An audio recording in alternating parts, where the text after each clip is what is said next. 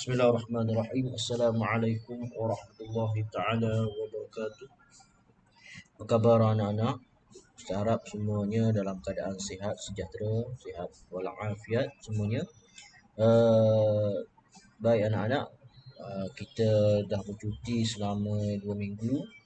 Jadi kita akan mula balik pembelajaran kita, PDPR kita, belajar daripada rumah. Sekarang ni masih lagi belum kita dibenarkan untuk belajar bersemuka.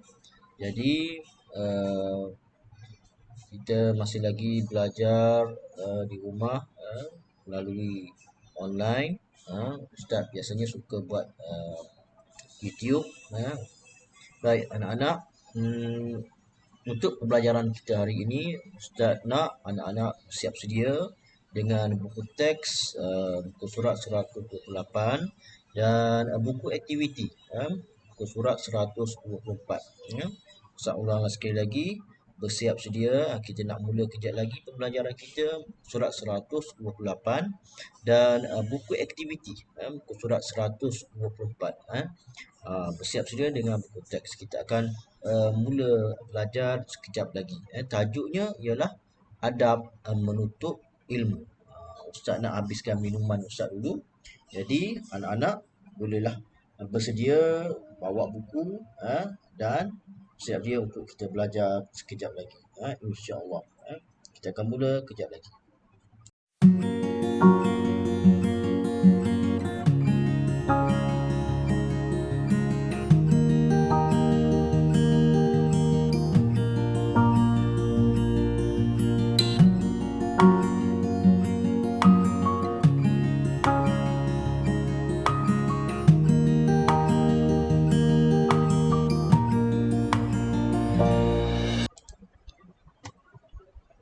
Bismillahirrahmanirrahim.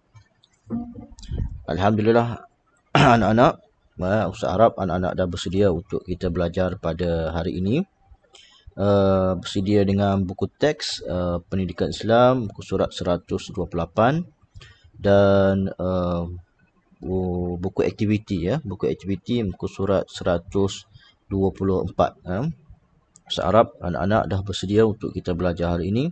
Baik anak-anak, apa tajuk yang kita nak belajar hari ini? Tajuk yang kita nak belajar hari ini ialah ilmu ditutup, adab dipelihara. Ustaz ulang sekali lagi ya. Ilmu ditutup, adab dipelihara. Adab dipelihara. Okey. Jadi tajuk yang kita nak belajar hari ini ada hubung kait dengan adab kita menuntut ilmu. Ada berkaitan dengan adab cara kita nak menuntut ilmu. Baik. Di sini dia sediakan dalil. Di sini ada sediakan dalil. Dalil ni apa dia? Dalil ni Ustaz selalu terangkan dalam kelas. Kalau anak-anak ingat dalil ni ialah bukti. Dalil ini adalah bukti. Dan di sini dikata dalil nakli. Apa maksud dalil nakli? Dalil nakli maksudnya dalil yang berdasarkan daripada Al-Quran dan hadis. Jangan bertukar dengan dalil akli. Dalil akli ini dalil bukti berdasarkan akal semata-mata, berdasarkan pemikiran kita. Manakala dalil nakli ini berdasarkan kepada Al-Quran dan hadis. Kalau kita tengok di bawah ini, apa dia dalil yang perlu, yang bukti ilmu perlu ditutup, maka adab pun dipelihara. Bila ilmu ditutup, adab dipelihara ni apa dalil dia? Dalil dia, ni dia ada ni. Berdasarkan hadis Nabi Muhammad SAW. Apa dia? Anak-anak boleh baca dengan ustaz. Anak-anak yang berada di rumah baca bersama dengan ustaz ya. An Anas bin Malik radhiyallahu anhu. Ni radhiyallahu anhu. Ni selalu anak-anak ni tanya ni, apa dia ni ustaz? Yang kecil ni kan. Yang kecil ni An Anas bin Malik radhiyallahu anhu. Anas ini sahabat Nabi. Anas bin Malik ini yang merupakan sahabat Nabi. yang meriwayatkan hadis ini radhiyallahu anhu, diredai ke atas dia. Allah meredai atas dia ni, atas ni ke atas Anas bin Malik. Bila kita biasa kita sebut anak-anak, kalau kita sebut nama sahabat, kita sulit kita letakkan radhiyallahu anhu. Anas bin Malik radhiyallahu anhu. Ni kembali kepada Anas lah. Anas ni sahabat Nabi. Okey. Qala Rasulullah sallallahu alaihi wasallam. Ni yang kecil ni sallallahu alaihi wasallam. Bila kita sebut nama Rasulullah, kita kena berselawatlah ke atas Nabi Muhammad sallallahu alaihi wasallam. Qala Rasulullah sallallahu alaihi wasallam, talabu ilmi fariidatun ala kulli muslim. Talabul ilmi fariidatun ala kulli muslim. Hadis ni diriwayatkan oleh Ibnu Majah. Baik, apa maksud dia? Daripada Anas bin Malik radhiyallahu anhu, Rasulullah sallallahu alaihi wasallam bersabda. Bersabda maksudnya berkata, menuntut ilmu ialah fardu bagi setiap orang Islam. Menuntut ilmu ialah fardu. Menuntut ilmu ialah wajib bagi setiap orang Islam. Inilah dalil yang menyuruh kita supaya perlunya kita menuntut ilmu. Wajib ke atas kita menuntut ilmu. Jadi anak-anak sekarang ini, anak-anak bersama dengan ustaz kita sekarang menuntut ilmu. Jadi alhamdulillah anak-anak, kita disuruh oleh Allah Subhanahu Wa Taala, Nabi suruh kita supaya kita menuntut ilmu. Jadi sekarang ni anak-anak menuntut ilmu, maka anak-anak mendapat, satunya mendapat ganjaran pahala daripada Allah Subhanahu Wa Taala. Mudah-mudahan. Baik. Jadi anak-anak cuba tengok muka surat sebelah dia. Ni muka surat sebelah dia, pengertian. Bila sebut fardu ni, kalau tengok sini dia tulis fardu. Fardu ni anak-anak dia ada dua. Ada dua. Pertama sekali ustaz nak highlightkan, iaitu fardu ain. Satu lagi dia ada fardu kifayah. Ingat bila sebut fardu ada dua. Bila sebut fardu ada dua. Satu fardu ain, satu lagi fardu kifayah. Kena beza. Anak-anak kena beza, kena tahu perbezaan di antara fardu ain dengan fardu kifayah. Jangan pula orang tanya fardu ain dengan fardu kifayah tu apa bezanya, kita jawab sama. Salah. Jawapannya tidak sama. Fardu ain dengan fardu kifayah berbeza. Baik, kita tengok satu persatu. Mula-mula kita tengok fardu ain dahulu. Fardu ain itu apa dia? Fardu ain, ilmu fardu ain, ilmu yang wajib. Tengok Ustaz tekankan, ilmu yang wajib dikuasai oleh setiap umat Islam.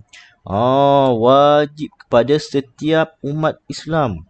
Maksudnya anak-anak, maksudnya apa?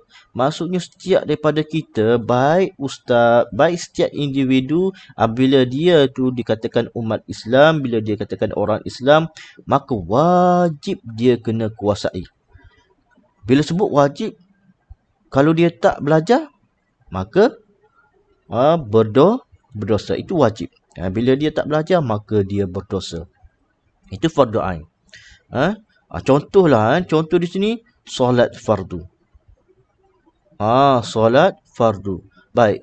Mana kata setiap individu, setiap orang Muslim, setiap individu orang Muslim, kalau dia tidak belajar cara nak solat dan dia tak solat, maka dialah yang berdosa. Orang lain tak terlibat. Orang lain tak berdosa. Dia sahaja yang berdosa sebab dia tidak belajar ataupun dia tak solat. Dia tak belajar dan tak solat. Maka dia berdosa. Itu fardu ain. Manakala kita tengok fardu kifayah, ilmu yang wajib dikuasai. Oh, wajib juga ayat fardu ain wajib dikuasai. Yang ni pun wajib dikuasai oleh sebahagian. Ni sebahagian. Yang ini setiap. Beza dia tengok ni setiap, ni adalah sebahagian umat Islam. Apa maksud setiap? Apa beza dia setiap dengan sebahagian? Okey, macam ni. Setiap ni Ustaz dah bagi tahu tadi. Setiap ni maksudnya setiap individu. Setiap orang. Ustaz kalau tak solat, maka Ustaz berdosa. Ustaz tak belajar solat, Ustaz berdosa. Kalau awak tak belajar solat, awak yang berdosa. Setiap. Maksudnya setiap orang. Satu-satu orang. Manakala sebahagian ini pula, contohlah, kita contoh di sini solat jenazah. Okey, solat jenazah ni, kalaulah dalam satu kampung, Ustaz bagi contoh dalam satu kampung. Dalam satu kampung, katalah penduduknya ada, kita katalah ada 50 orang. Contoh, ada 50 orang penduduk di kampung. Kampung apa kita nak? Kampung Banggu Gocil lah kita kata contoh. Sekolah kita sekolah Banggu Gocil. Jadi kita katalah kampung kita di sini ni ada 50 orang penduduknya. Tiba-tiba si Ahmad meninggal dunia. Si Ahmad meninggal dunia, maka penduduk tu ada 49 orang penduduk di situ. 49 orang. Yang datang solat jenazah ialah 10 orang sahaja yang datang. Yang datang solat jenazah Ahmad tu hanya 10 orang. 29 lagi tak datang. 39 tadi apa nama ni? 49 meninggal seorang, yang datangnya adalah 10 orang. 30 lagi tak datang. 39 orang tak datang. 10 orang je datang. Adakah 39 orang itu berdosa? Jawapannya adalah tidak. Itu dia sebut sebahagian umat Islam. Ada kata kalau dah ada sebahagian orang, sebahagian umat Islam yang mengerjakan ibadah tersebut, maka sebahagian yang lain terhapus daripada dosa. Makna kata yang lain tak wajib melaksanakannya. Ustaz Arab boleh faham. Kalau tak faham, anak-anak bolehlah WhatsApp Ustaz ke Telegram Ustaz tanya. Ustaz akan terangkan semula. Ustaz Arab anak-anak boleh fahamlah. Sebahagian dengan setiap ni. Sebahagian ini makna kata satu kampung ada 50 orang penduduk kampung, hanya pergi 10 orang sahaja. Yang selebihnya tak pergi. Maka kesemua penduduk kampung itu tak berdosa. Tetapi kena ingat, kalau ditakdirkan semua orang tak pergi, apabila si Ahmad tadi dia meninggal dunia, tak ada suatu orang pun yang menguruskan jenazah dia, tak ada seorang pun yang solatkan jenazah beliau, maka kesemua penduduk kampung itu akan berdosa. Tapi kalau ada sebahagian, ada 3 orang, ada 4 orang, ada 5 orang yang menguruskan jenazah, yang solatkan jenazah, maka yang lain terhapuslah daripada dosa. Ustaz Arab boleh faham ya. Baik, seterusnya kepentingan ilmu fardu ain tadi. Kepentingan dia pertamanya ialah melaksanakan perintah Allah Subhanahu wa taala. Ni Subhanahu wa taala tadi radhiyallahu anhu, yakni sallallahu alaihi wasallam. Tengok kalau Nabi Muhammad sallallahu alaihi wasallam, kalau sahabat Nabi radhiyallahu anhu, kalau Allah Subhanahu wa taala. Ni yang kecil ni. Takut nanti anak-anak tertanya, selalu tanya, yang kecil ni apa? Ingatlah Ustaz dah terang ni. Yang kecil ni Allah Subhanahu wa taala. Baik, melaksanakan perintah Allah Subhanahu wa taala dengan sebaik-baiknya. Yang kedua apa? Membentuk peribadi yang sempurna. Apabila kita melaksanakan fardu ain ini, maka bila kita belajar ilmu fardu ain ni, inilah membentuk peribadi yang sempurna. Yang ketiga apa? Menegakkan syiar Islam. Kita tegakkan syiar Islam. Yang keempatnya, hidup bahagia dan sejahtera. Ini kepentingan dia. Baik, kita tengok pula kepentingan fardu kifayah. Apa dia? Pertama, disebut mewujudkan masyarakat yang bekerjasama. Ya betul, macam solat jenazah tadilah. Bila seorang meninggal dunia, ada orang membantu solatkan jenazah, memandikan jenazah, menguruskan jenazah, maka akan wujudlah masyarakat yang bekerjasama. Apa lagi? Melahirkan tenaga pakar dalam pelbagai bidang. Okey, yang ketiga, meningkatkan ekonomi negara. Yang keempat, umat Islam bertambah maju. Okey. Ini ilmu fardu kifayah ni melahirkan tenaga pakar dalam pelbagai bidang. Okey, apa kaitan dengan ilmu fardu kifayah ni? Anak-anak kena ingat ilmu fardu kifayah ini maksudnya ialah bukan kata solat jenazah saja. Contoh di sini solat jenazah, tapi ilmu-ilmu lain, contohnya ilmu matematik, itu termasuk dalam ilmu fardu kifayah. Ilmu apa lagi? Ilmu tentang kedoktoran, medical. Mana kata kalaulah satu kawasan kita ni, satu kampung kita ni tak ada orang yang boleh mengubat, maka satu kampung lah yang berdosa. Tapi alhamdulillah, kampung kita, tempat kita ni sudah ada yang pakar dalam bidang kedoktoran, maka kita terhapuslah daripada dosa. Ini maksudnya melahirkan tenaga pakar dalam pelbagai bidang, meningkatkan ekonomi negara. Ya betul, meningkatkan ekonomi negara. Bila masing-masing ada kepakaran, maka secara tidak langsunglah ekonomi negara kita akan meningkat. Ada orang yang mahir dalam pertukangan, itu adalah ilmu fardu kifayah. Ilmu pertukangan, ilmu apa namanya, menjahit, secara tidak langsung meningkatkan ekonomi negara. Yang seterusnya, umat Islam bertambah maju. Ya betul. Apabila masing-masing mempelajari ilmu fardu kifayah ini, dah ada orang pakar dalam bidang kedoktoran, yang pakar dalam bidang guaman, ada yang pakar dalam mengajar, mendidik jadi cikgu, pensyarah, ada yang boleh bertukang, ada yang boleh menjahit, ada orang yang boleh berkebun, pandai berkebun. Maka umat Islam bertambah maju. Inilah perbezaan di antara ilmu fardu ain dan ilmu fardu kifayah. Ustaz Arab boleh faham ya. Baik. Seterusnya. Seterusnya iaitu ni baca dan amal. Ustaz akan baca. Anak-anak cuba perhatikan. Berikut saya bacakan biodata ringkas tokoh murid cemerlang tahun ini. Beliau merupakan seorang yang sangat bersopan santun dan menghormati guru. Beliau juga menunjukkan kesungguhan dalam menuntut ilmu, di samping menghindarkan diri daripada melakukan dosa. Rahsia kejayaan beliau, ni rahsia kejayaan beliau ni cikgu dia tengah baca ni. Apa rahsia dia? Pertama, ikhlas, sentiasa berdoa, sabar, menjaga masa. Beliau yang dimaksudkan ialah Muhammad Nabil bin Haji Muhammad. Dipersilakan. Ini tokoh pelajar terbaik, tokoh murid cemerlang ni.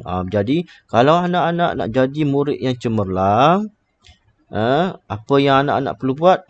Ni disebut ni ikhlas. Anak-anak perlu ikhlas, menuntut ilmu dengan ikhlas, sentiasa berdoa. Ni kena berdoa, sentiasa berdoa. Apabila kita selesai solat, berdoa dengan Allah Subhanahu Wa Taala supaya dipermudahkan kita menuntut ilmu. Apa lagi? Sabar. Okey, dalam menuntut ilmu ni anak-anak kena sabar. Ada cabarannya. Ada perkara yang kita tak faham, kena sabar, kena bertanya. Dan apa yang paling penting di bawah ni, menjaga masa. Ni Ustaz harap anak-anak pandai menjaga masa. Tambah-tambah sekarang ni pula kita berada di rumah, belajar di rumah.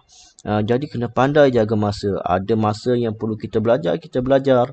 Ada masa kita rehat, kita rehat. Jangan asyik dengan apa nama ni, menonton TV ataupun bermain gadget. Takut nanti kita akan jadi lalai. Baik, seterusnya apa dia? Seterusnya kalau kita tengok muka surat 131. Okey, ini dialog di antara pelajar yang cemerlang dengan cikgu ni, wawancara ni. Okey. Pertama dia cakap apa? Tahniah atas kejayaan mendapat anugerah tokoh murid cemerlang tahun ini. Apakah nasihat anda kepada rakan-rakan lain? Baik, terima kasih. Kita ni pelajar ni dia cakap, terima kasih, kita sebagai pelajar mesti mengamalkan adab dalam menuntut ilmu. Apa dia? Apakah kepentingan mengamalkan adab menuntut ilmu? Okey, ini disebut mudah memahami isi pelajaran. Ni apabila kita mengamalkan adab menuntut ilmu, mudahlah kita memahami isi pelajaran. Ilmu bertambah berkat, bermotivasi untuk belajar, bersemangat untuk mengamalkan ilmu yang dipelajari, disayangi guru dan rakan. Ya, betul. Kalaulah anak-anak ustaz yang berada di rumah sekarang ni rajin buat kerja, siap kerja sekolah ustaz yang ustaz bagi, sudah pastilah ustaz sayang kepada anak-anak ustaz. Kemudian apa dia? Diangkat darjat di sisi Allah Subhanahu Wa Taala. Kemudian apa dia sebut lagi? Bolehkah kongsi doa? Ada doa menuntut ilmu ni anak-anak. Apa dia? Ini selalu kita baca. Allahumma ftah alaina hikmataka wanshur alaina min khazaini rahmatika ya arhamar rahimin. Ustaz pun lupa tadi kan, sepatutnya mula-mula kita nak belajar tadi, pembukaan kita nak belajar tadi, sepatutnya kita baca doa ni dulu ya. Baik, lain kali insya-Allah Ustaz akan baca doa ni dulu. Sama-sama kita baca doa ni sebelum kita nak belajar. Okey. Baik. Ustaz rasa sekadar ini dululah. Mudah-mudahan bawah ni ada banyak lagi. Tapi sekadar ni dulu. Takut panjang-panjang Ustaz bimbang. Panjang sangat video, takut anak-anak tak tengok pun. Ada. Ustaz buat video panjang-panjang tapi anak-anak tak tengok. Jadi Ustaz rasa sekadar ni dulu. Perbincangan kita di bawah tajuk ilmu dituntut, adab dipelihara. Okey. Jadi apa tugasan dia? Ustaz akan bagi tugasan. Tugasan dia Ustaz nak minta anak-anak buka muka surat 124 dan 125.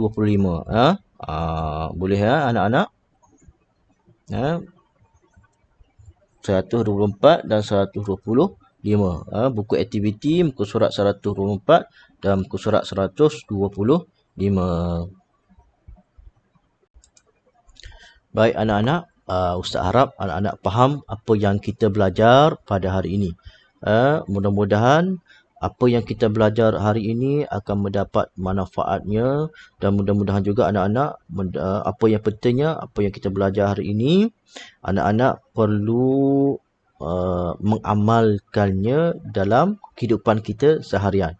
Mudah-mudahan apabila kita mengamalkan adab menuntut ilmu ini, kehidupan kita akan diberkati oleh Allah Subhanahu Wa Taala. Jadi anak-anak, untuk tugasan ni Ustaz harap anak-anak boleh siapkan.